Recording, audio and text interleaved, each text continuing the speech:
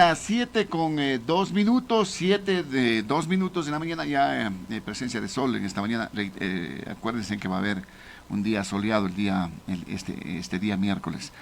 Bueno, vea, hay una preocupación que no es de pocos, ¿no? Digamos en este caso, y que tiene que ver específicamente con lo que significa el aprovechamiento de los recursos naturales que tiene nuestro país. Y en este caso, el tema del petróleo está en ciernes de esta situación del Yasuní, de los campos del ITT.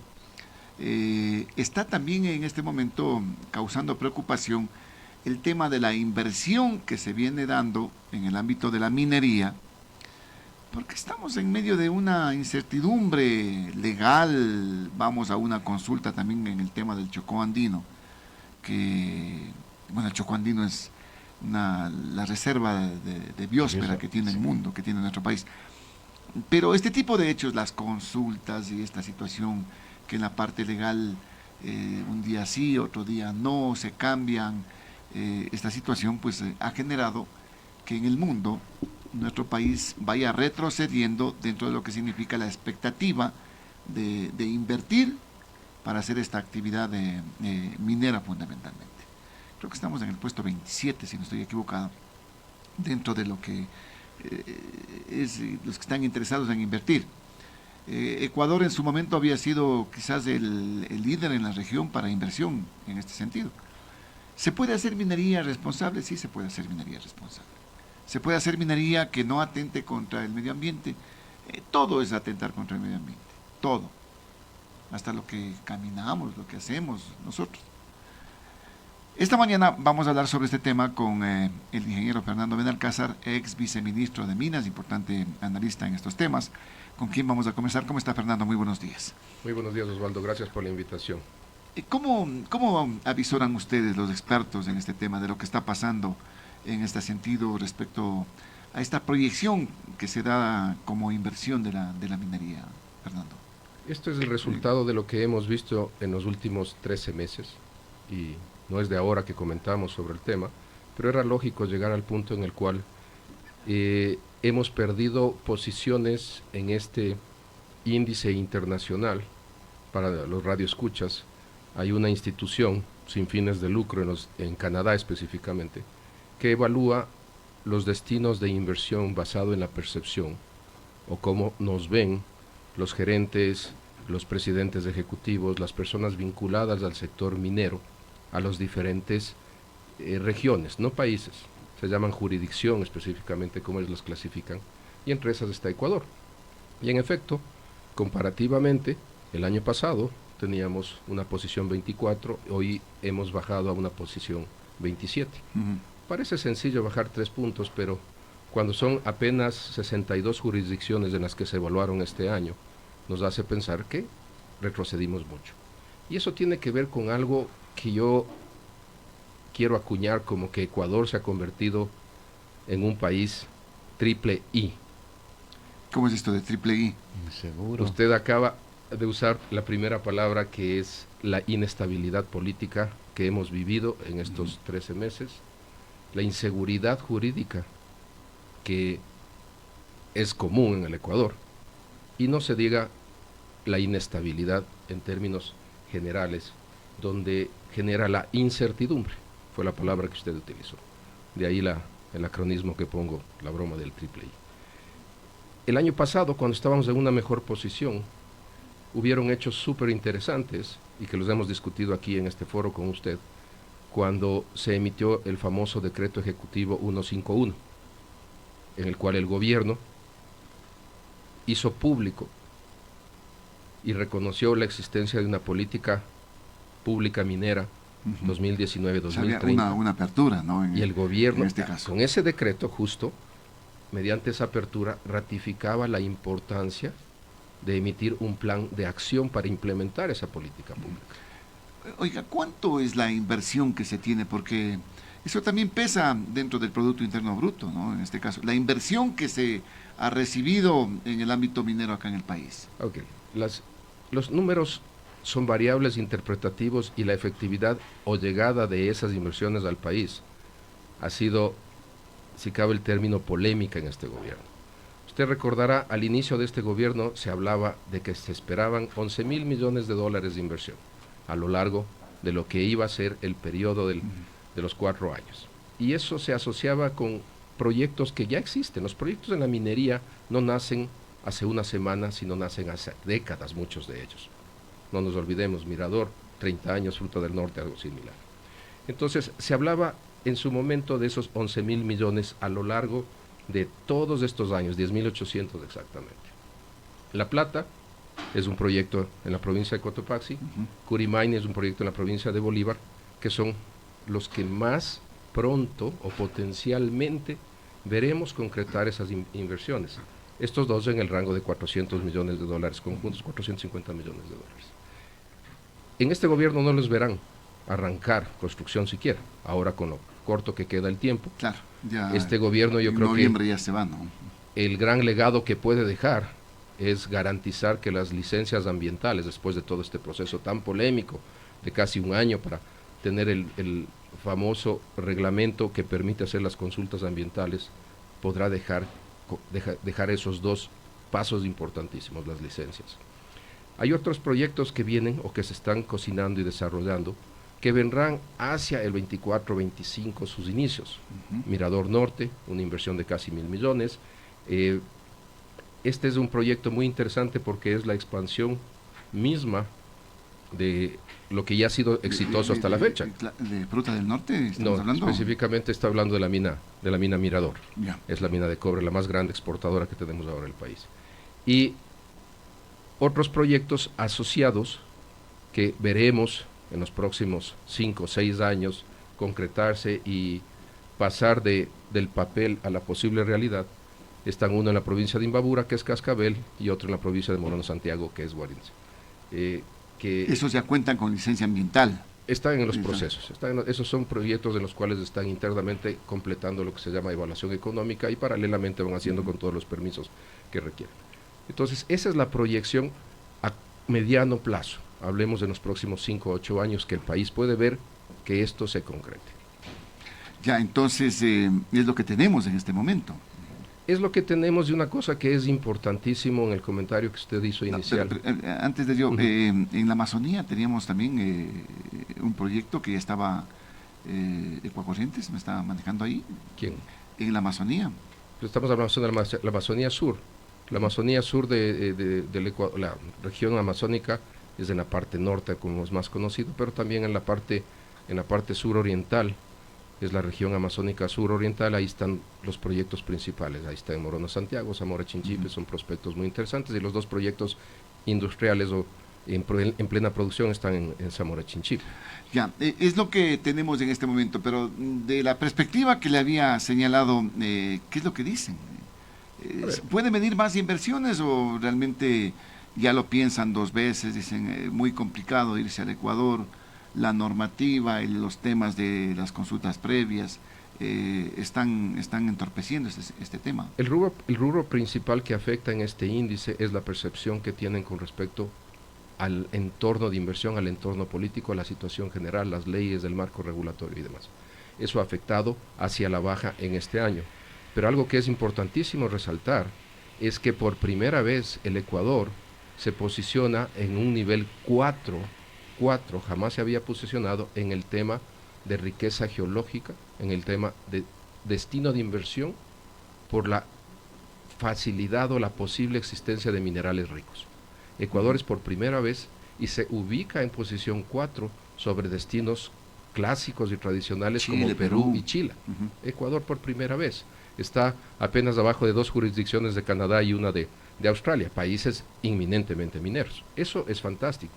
Y eso pone en perspectiva y justifica por qué en el país las grandes empresas mineras, estoy hablando de las 10 empresas más grandes del mundo, ya están y tienen inversiones presentes en el Ecuador o están involucradas mediante asociación o mediante actividades de exploración. Eso es un indicador muy positivo. Entonces están ya las grandes mineras acá en nuestro medio. Correcto.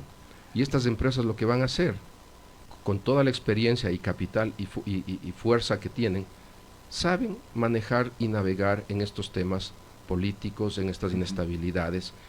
Y como le decía, en minería todo es a largo plazo, nada es a corto plazo. Claro. Entonces esto es un indicador magnífico. Le doy un ejemplo, algo, si cabe el término, una primicia, primera vez que lo comento en una radio.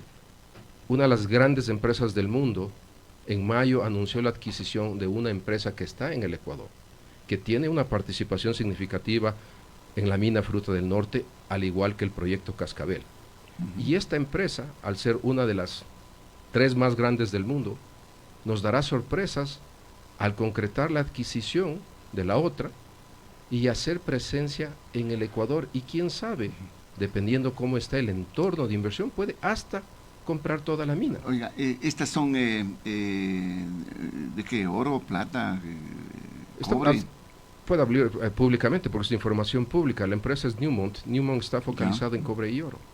Y justamente la empresa que ellos han anunciado la adquisición, Newcrest es un inversionista que tiene 32% de la mina de oro Fruta del Norte y una participación accionaria de 14% en el prospecto Cascabel, que es de cobre-oro. O sea, hay una buena perspectiva.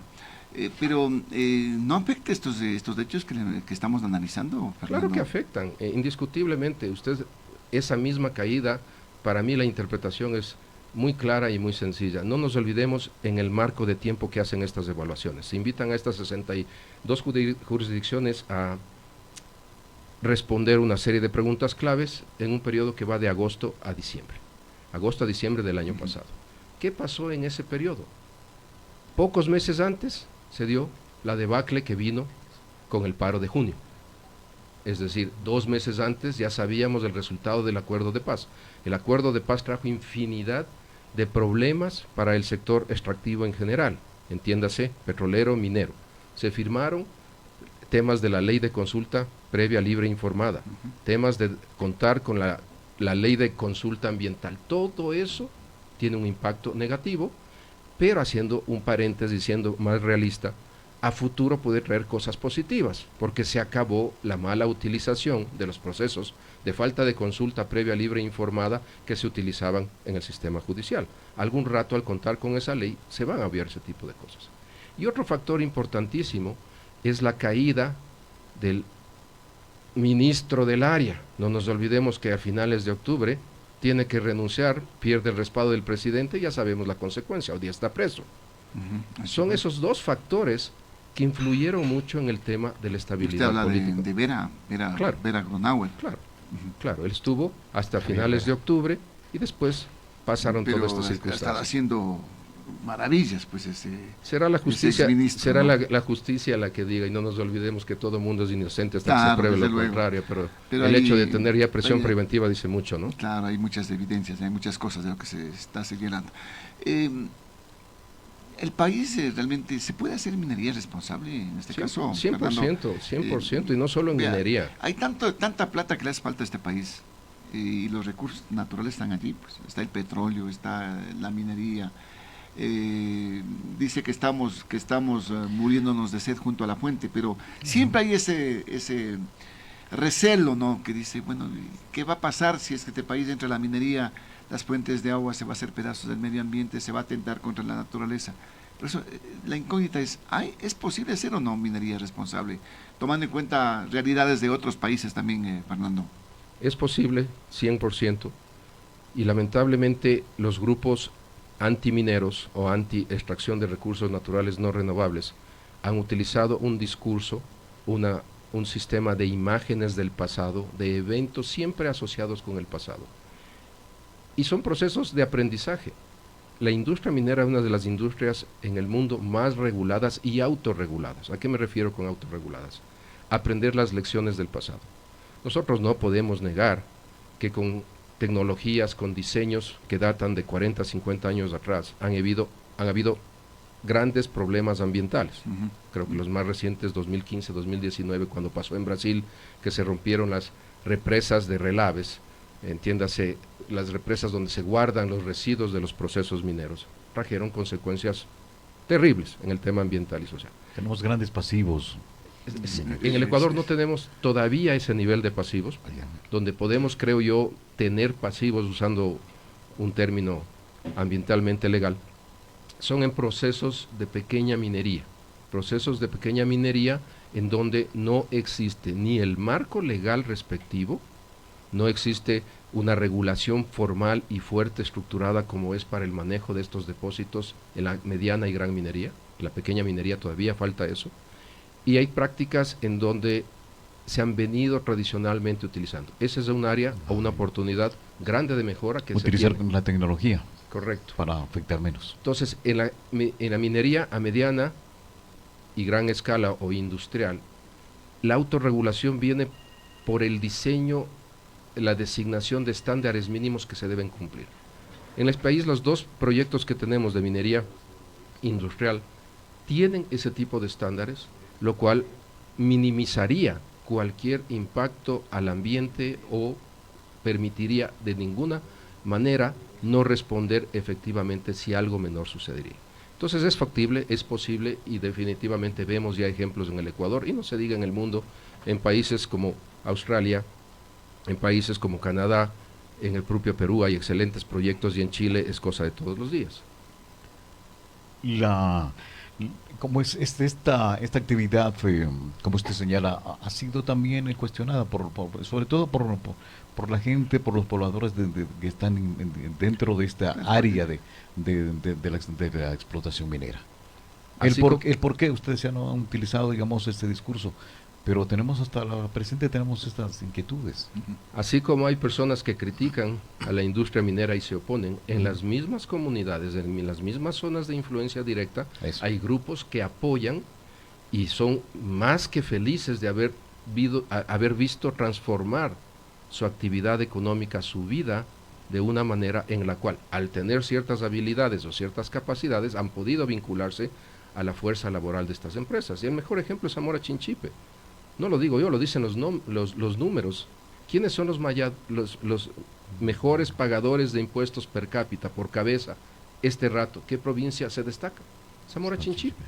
¿Qué empresa es la que entre el 2019, que arrancaron los proyectos, y a partir del 2020 en adelante, que comenzaron ya a generar ingresos, ha progresado tanto? Zamora Chinchipe, porque tienen la bendición de Dios de contar con las 2 minas industriales en pleno desarrollo, que hoy día constituyen esas 2 minas más del 70% de lo que se exporta en minerales en el país, y el otro 30% viene de la pequeña minería. Claro, pero ahora, eso ya para parte de la política interna del país, averiguar el por qué Zamora Chinchipe no despega pues con tantos recursos. Pero nos encontramos con el dilema, ingeniero, digamos, de los 2 sectores. ¿A quién le creemos? Claro, eso ya es cuestión de cada persona que sepa educarse e informarse, y también de que los sectores tengan la capacidad de concienciar y educar mejor. Y en eso yo creo que está en una desventaja el sector minero por voluntad propia, o por desconocimiento, o por exceso de confianza. Le falta promocionar, comunicar. Exactamente. Ahora vea que los temas que se posicionan en este caso son los atentados en contra de la naturaleza, fundamentalmente. Lo que está pasando en la Amazonía, donde estábamos hablando hace un momento, en Napo, en Zamora, la minería ilegal, pues. Ese es el peor enemigo que tiene el país al momento. Y en eso... y las mafias que están involucradas dentro de esto. El hecho de que en enero... temas delincuenciales. Autoridades. Así es. El hecho de que en enero una de las grandes cosas que sí logró este gobierno fue de definir a la minería ilegal como una amenaza a la seguridad nacional. Y para llegar a una decisión como esas, tuvo que haberse hecho un análisis tan profundo como los puntos que usted menciona. ¿Quién financia? ¿Qué grupos de poder están atrás? ¿Qué grupos de poder pueden influir hasta en las autoridades locales y en las autoridades del poder legislativo y demás? Eso es un serio problema. Pero aquí yo quisiera intentaría marcar una gran diferencia. La minería regulada, controlada, la minería a la que yo hago referencia, tiene que estar desconectada de la percepción, y es muy difícil de que se dé, de aquella destructiva, nociva como es la minería ilegal. Y el marco legal ecuatoriano es tan sustancialmente radical en ese sentido, que la una se maneja por la ley de minería y las leyes ambientales respectivas, la minería legal, y la otra está bajo el marco legal penalizado por el Código Orgánico Integral Penal, es decir, tiene una competencia bajo otras autoridades, otros ministerios, como es el Ministerio del Interior y el Ministerio de Gobierno. Entonces, eso es difícil que cuando una persona ve en la televisión o en una estación de radio prestigiosa como la de ustedes, alguien viene y habla de la minería y generaliza, es difícil separar. Pero parte de esa concienciación y esa educación es intentar poner la marca blanco y negro. La minería legal, estructurada, es regulada, genera ingresos, empleo, paga impuestos, más no la otra, que es una infamia como la que vemos en la televisión. Desde luego es un atentado en este caso, pero yo realmente de los operativos que hacen, y hasta ahí nos quedamos, no creo que el asunto haya caminado más allá o se vaya más a profundidad para combatir, porque hay operativos, decomisan, maquinaria decomisan, inclusive de los propios gobiernos seccionales, ingeniero, y vean, no pasa nada, y están en otro lado, después de un tiempo ya aparecen en otro lado. O sea, ¿cómo combatir esto? Usted es muy claro ¿Cómo en frenar? eso. Usted hace referencia... ¿Rigorosidad de la ley más?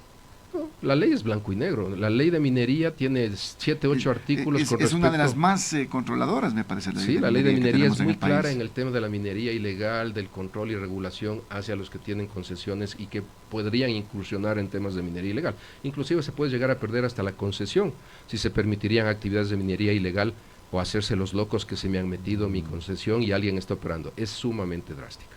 El tema ambiental igual. El Código Orgánico Ambiental es muy rígido en el tema de daño ambiental por actividad ilegal minera.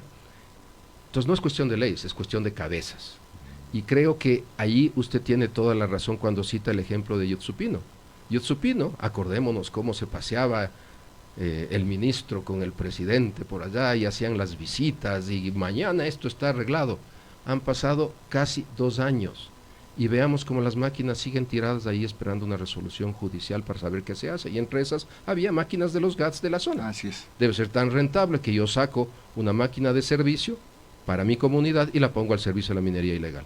Entonces, han habido cambios finalmente bajo la administración del ministro actual, Fernando Santos Alvite, logró hace pocas semanas cambiar la cabeza y creo que se deshizo de todos los que fueron puestos por el ministro caído en posiciones claves, entre esas el director de la agencia de regulación.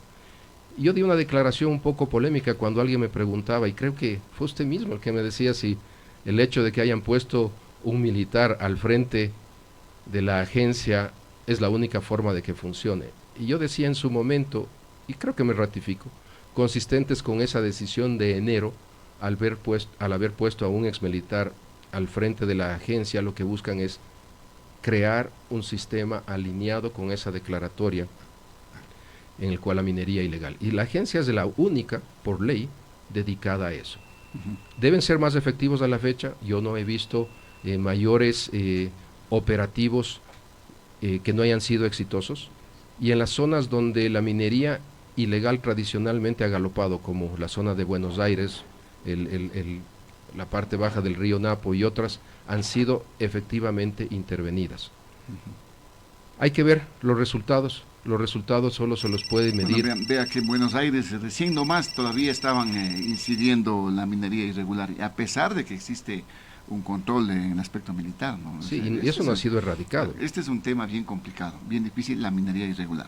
A ver, tenemos una inquietud en el 255-4090, 2546-108 está habilitado. Buenos días, lo escuchamos. Buenos días, señor Osvaldo Morocho. Le saluda el señor Carlos Reynoso desde la ciudad de Cayambe, le está hablando. Buenos días, Carlos. No, primeramente agradecer a la radio que nos deja hablar, igual saludando al señor que se encuentra en la mesa de redacción. Verá, como ciudadano yo quiero opinar de que esto de la minería debe existir, pero debe estar bien legalizada y las minerías ilegales no deben existir nunca. ¿Por qué? Porque entre el gobierno, el Estado central con el Estado local, que son los cantones, debían tener un plan para erradicar eso. ¿Por qué? Porque todos los países que tienen minería viven de la minería, como Perú, Chile y muchos países más a nivel mundial. Entonces, lo que yo quiero decir es, como ciudadano, que hay las grandes empresas mineras que auspician, y acá los supuestos líderes que están en contra de las minerías, ellos se transforman en mano negra de las grandes minerías. Por ejemplo, si aquí en Cayambe quisieran abrir una gran minería, las grandes empresas a nivel mundial les llaman enseguida a los supuestos líderes que son de Pachacute, de la CONAI, y le dicen saquen a su pueblo que esa minería no se haga, y estos utilizan a la pobre gente de los pueblos, de las comunidades, y luego las empresas grandes mineras mandan plata y se dividen solo entre ellos. Entonces, por eso las minerías deben ser legalizadas y que no haya esas minerías ilegales, para que haya fuentes de trabajo. Eso nomás quería decir. Gracias, señor Osvaldo Morocho. A usted, gracias también por la participación. Vean cómo piensan. Pero me parece fascinante la forma como el señor piensa. Tiene clara la película que la minería es posible. Es una persona del pueblo. Exacto. Pueblo. Y le digo, me siento motivado al escucharle al señor, porque pone claro que si se hacen las cosas bien, que si hay una buena minería, que si hay un buen trabajo, se genera empleo y se crece. Pero eso, ¿quién lo garantiza? ¿Se puede garantizar este tema? Claro. Se puede garantizar mientras se maneje dentro del marco legal una concesión minera con su título respectivo que cumple con los requisitos de ley y hay compromisos de inversión. No es que se da una concesión, el Estado no tiene capacidad económica para invertir en todo lado, por eso dan las concesiones, como pasa en el petróleo. Y ese momento se define un plan de inversión inicial de arranque para todo lo que es la prospección o la búsqueda del mineral. Y a medida que se va desarrollando, se llegan a firmar los contratos de explotación minera. El país solo tiene 2 contratos de explotación minera, mi estimado Osvaldo, solo 2. El de la mina Fruta del Norte y el de la mina Mirador. Y es ahí en donde se establecen las obligaciones de las partes y principalmente el beneficio para el Estado. ¿Ha significado desarrollo para estas zonas que están afectadas de pronto? O sea, 100%. Y con el respeto al comentario que hizo Gustavo hace un rato, yo tuve la oportunidad hace más de 12 años, por temas de trabajo, conocer pequeños poblados como Pangui, Yanzasa y demás en Zamora Chinchipe. Le podría compartir y me comprometo a compartir con usted, por favor, una pequeña presentación gráfica de fotografías tomadas en esa época con las fotografías tomadas al 2021. Usted puede ver una evolución radical, sustancial, en todo lo urbanístico, en todo lo que es planificación, diseño y crecimiento de estas pequeñas poblaciones que son inmediatamente vecinas a los proyectos, los encuentros, la noche y el día, inmediatamente vecino al proyecto Fruta del Norte. Entonces si hay un impacto, ¿por qué? ¿De dónde viene ese impacto? La propia ley de minería es muy claro, el 60% de las regalías que generan tienen que volver a las áreas de influencia directa. Que haya burocracia, que haya procesos del gobierno central que manda a través de la agencia X, Y, Z, y demora, puede pasar. Pero ahora los GATS han aprendido la metodología adecuada para lo más pronto posible recibir esos retornos. Y eso aplica en todo lado. ¿Cuál es el futuro de la minería? Vea que el discurso antiminero, anti-extractivista está presente, pues Yacu Pérez, por ejemplo, definitivamente. No al extractivismo y no a la minería, no al petróleo igualmente. Yo me sonrío porque usted siempre trae una pregunta al final bien complicada. Hablemos en términos generales. Yo soy muy optimista del sector minero y creo que el desarrollo económico del país va cogido de la mano con el sector minero en sustitución de un sector tradicional por varias décadas que ha sido el petrolero. Tarde o temprano, espero vivir para eso, en las próximas 2-3 décadas del Ecuador será un país minero. Pueden haber... ¿Usted le ve, a pesar de que lleguen esas tendencias? Correcto. Pueden haber bemoles muy fuertes como una tendencia, como la que usted hace referencia de este candidato presidencial. Yo esperaría a ver qué le sucede a un candidato presidencial, como han pasado en varios países de Latinoamérica, que llegan con un discurso. Y otra cosa es sentarse y ver que la economía del país está retraída, que no hay ingresos, que no hay fuentes que generen empleo o que atraigan inversión. Porque el crecimiento de un país se mide a través de la llegada de inversiones y lo que eso trae en impactos de empleo y desarrollo. No de aumentar impuestos, no de cancelar, no decir como tontamente se quiere hacer, dejemos de producir petróleo y vayamos a cobrar los impuestos a los ricos. ¿Qué sostenibilidad económica financiera? Bueno, que también es importante este asunto. Lógico, ¿no? Que es importante. A los evasores hay que cobrarles. Totalmente de acuerdo, pero esa no es la alternativa de crecimiento de un país. Por eso en el mundo entero existen índices de atracción de inversión. Y el Ecuador, entre los 16, 17, 18, 19, fue un país muy interesante para atraer esas inversiones. Y en estas transiciones y en estos problemas que estamos viendo, de estos próximos 16 meses hasta definir qué nueva política de gobierno llegará en el 25, vamos a ver un bajón, como lo estamos sintiendo, pero todavía sigo siendo confiado y seguro que la minería hará una gran diferencia en el Ecuador. Muy bien, ingeniero Benalcázar, muchísimas gracias por su presencia. No, a ustedes, por Gustavo, darnos a conocer y también su Osvaldo, punto de por la vista, invitación. estos datos que son importantes. Sí. Fernando Benalcázar, ex viceministro de Minas, importante analista en estos temas de minería, aquí a través de Radio Noticias La Poderosa. Vamos a hacer un pequeño paréntesis, ya volvemos.